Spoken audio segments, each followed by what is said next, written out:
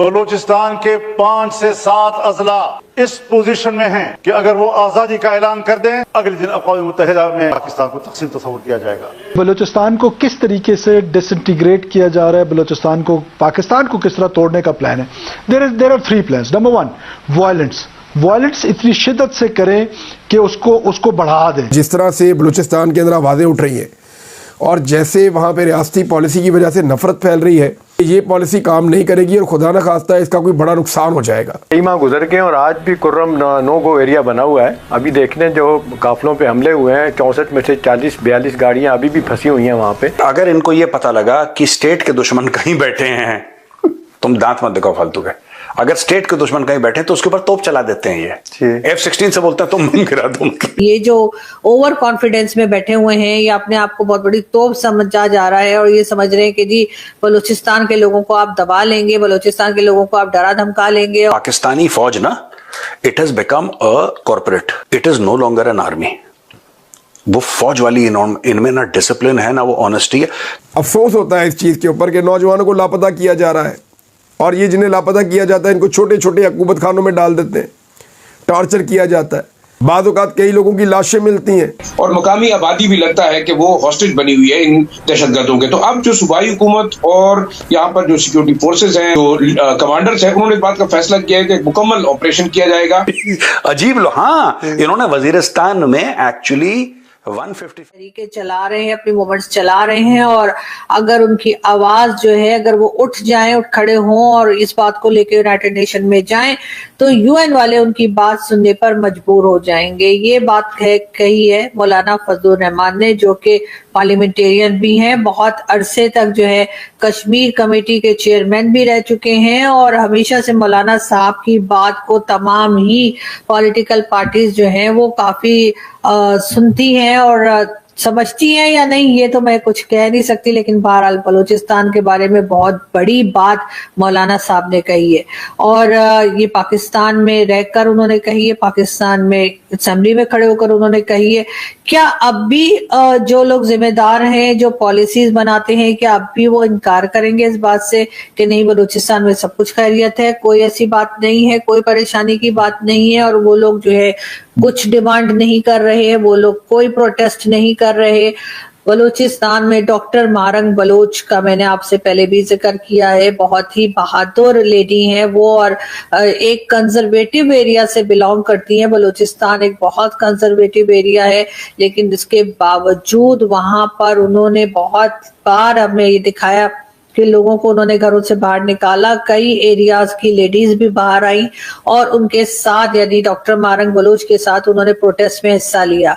इस बात से साफ जाहिर होता है कि वो लोग कितने ज्यादा परेशान है कि एक ऐसा कंजर्वेटिव एरिया जहां पर लेडीज जो है वो उस तरीके से बाहर नहीं आया करती है। बहुत ऐसा पर्दे का भी बहुत ज्यादा वहां पे किया जाता है और लेडीज भी बिला वजह घर से बाहर नहीं निकलती। तो अगर वो अपने घरों से बाहर निकलने पे मजबूर हो गई हैं और वो बात करने पे मजबूर हो गई हैं तो डेफिनेटली कुछ ना कुछ तो ऐसा चल रहा है, वहां पर परेशानी है जो कि गवर्नमेंट छुपाने की कोशिश कर रही है, जो कि चाहे वो गवर्नमेंट हो चाहे वो एस्टेब्लिशमेंट हो, इस सिलसिले में बात नहीं कर रही। बार बार तकरीबन डेली बेसिस पे अगर आप मेरा सोशल मीडिया देखें, खास तौर पे मेरा ट्विटर या एक्स अगर आप उसको देखें या फिर आप ईमान मजारी जो कि एडवोकेट भी हैं, अगर आप उनके पेज को चेक करें तो आपको पता लगेगा कि हर दूसरे दिन कोई ना कोई मिसिंग पर्सन्स का इशू जो है वो इस वक्त भी बलूचिस्तान में चल रहा है। बलूचिस्तान को अलग तो होना है पाकिस्तान से, क्योंकि पाकिस्तान को ना देखो प्रॉब्लम इंडिया में भी है जी,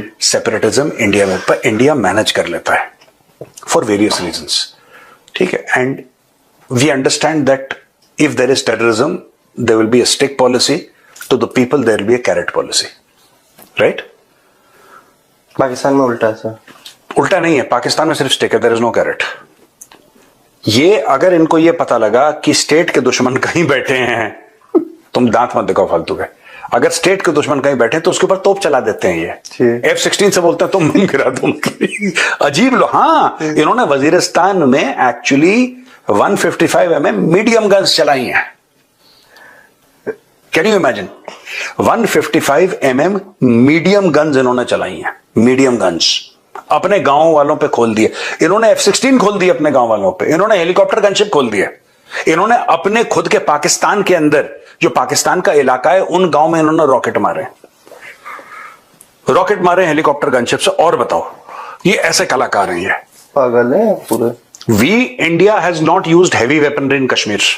We have not used heavy weaponry in Northeast. We have not used heavy weaponry. हमने करा ही नहीं कभी। इसलिए हमारे कैजुअलिटीज क्यों होती हैं इतनी ज्यादा? हमारी कैजुअलिटीज इसलिए नहीं होती कि जब पाकिस्तानी फौज जा रही है उसको पता ही नहीं क्या चल रहा है। नहीं, जानबूझ के गए। सिविलियन शुड नॉट, और होते हैं civilians do, civilian deaths and civilian injuries happen in India in operations. Of course they happen, of course, but we try to avoid it to such an extent कि हमारी खुद की जानें भी चली जाती हैं कि सिविलियंस को ना हो, फिर भी हो जाता है। हम देखने कई माह गुजर गए और आज भी कुर्रम नो गो एरिया बना हुआ है। अभी देखने जो काफिलों पे हमले हुए हैं 64 में से 40-42 गाड़ियां अभी भी फंसी हुई हैं वहां पे। लेकिन सिर्फ ऐलानात कर देना 407 नए लोग भर्ती किए जाएंगे, 140 चेक पोस्ट नहीं लगा दी जाएंगी, ये काफ़ी नहीं है। देखिए ना, एक तो तवातर के साथ इसको मॉनिटर करने की ज़रूरत है। सीएम नहीं जाते, बार बार उनके मुखालफिन भी तनकीद करते हैं, गंदापुर वहाँ जाएँ, उनके लोग जाएँ, तो वो एक जिसको कहते हैं ओनरशिप ही नहीं पैदा होती है आपके इलाके की, आप किस चीज़ को ख़त्म करना चाहते हैं। दूसरा, ये 100 से ज़्यादा लोगों का जो हम ना जरगा बना था, कमेटी बनी थी, बड़े इन्फ्लुएंशियल लोग हैं भाई, उनसे भी पूछा जाए, उनसे भी जिम्मेदारी उन पर दी जाए कि भी आप पे एतमाद करके सब कुछ किया गया था, क्या वजह है कि ये तवातर के साथ इस तरह के वाक़यात हो रहे हैं।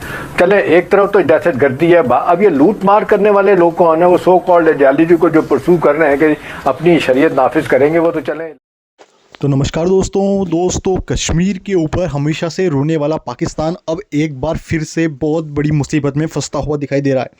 पाकिस्तान के मंत्रियों ने मान लिया है संसद के अंदर कि बलूचिस्तान के ऊपर अब उनका आधिकारिक कंट्रोल नहीं रहा है। ये पाकिस्तान के लिए काफ़ी ज़्यादा बुरी बात हो सकती है, क्योंकि कश्मीर को लेकर इतना रोना धोना करता है जैसे कश्मीर उसका हो, लेकिन देखा जाए तो लीगल और इलीगल हर तौर पे कश्मीर सिर्फ भारत का एक अभिन्न भाग है। ये पाकिस्तान को तब भारी पड़ जाती है जब बलूचिस्तान का मुद्दा आता है। बलूचिस्तान के ऊपर अपने ज़बरदस्ती अधिकरण करते हुए पाकिस्तान ने बलूचिस्तान को अपने अंदर ले लिया था, लेकिन अब बलूचिस्तान की जो फ्रीडम मूवमेंट है वो काफ़ी ज़्यादा आगे बढ़ने के लिए तैयार है। उन्होंने पाकिस्तानी आर्मी को इतना ज़्यादा डैमेज कर दिया है कि अब पाकिस्तानी आर्मी शायद अपना कंट्रोल बलूचिस्तान पर जमा ना पाए। कई सारे सोर्सेज के हवाले से खबर आ रही है कि बलूचिस्तान बहुत जल्द एक नया देश भी बन सकता है। इसमें कोई हरगिज़ नई बात नहीं है कि बलूचिस्तान नया देश क्यों नहीं बन सकता। नया देश ऑफकोर्स बन सकता है, लेकिन यहाँ पर पाकिस्तान को अब अपनी आंखें खुलती हुई दिखाई दे रही है, क्योंकि भारत ने भी, प्रधानमंत्री नरेंद्र मोदी ने बहुत पहले ही बलूचिस्तान की आज़ादी की मांग रख दी थी, और वहाँ की जो महिला अधिकारी बहुत सारी हैं उन्होंने प्रधानमंत्री नरेंद्र मोदी को अपना भाई माना था। तो इससे भारत को भी बलूचिस्तान का सपोर्ट करना चाहिए। और पाकिस्तान के मंत्री अब खुलेआम यूएन के तौर पे बता रहे हैं कि यूएन में भी बलूचिस्तान को एक फ्रीडम के तौर पे, एक स्वतंत्र कंट्री के तौर पे दिखाया जाएगा। अब बलूचिस्तान शायद यूएन में लिस्टेड एक नई कंट्री भी जल्दी बन सकती है। ये पाकिस्तान के लिए काफ़ी ज़्यादा बुरी खबर है, क्योंकि पाकिस्तान ने अपने देश से ज़्यादा दूसरे देश पे ज़्यादा ध्यान दिया है, तो अब पाकिस्तान को पहले अपने देश पे ध्यान देना चाहिए, क्योंकि उनकी स्थिति काफ़ी ज़्यादा बहुत जल्द बिगड़ने वाली है। मुझे लगता है ये बहुत बड़ी जियोपॉलिटिकल अपडेट है और भारत की विदेश नीति भी इसमें काफ़ी काम आएगी। इस पर आपकी क्या राय है, कमेंट सेक्शन में ज़रूर बताएं। जय हिंद।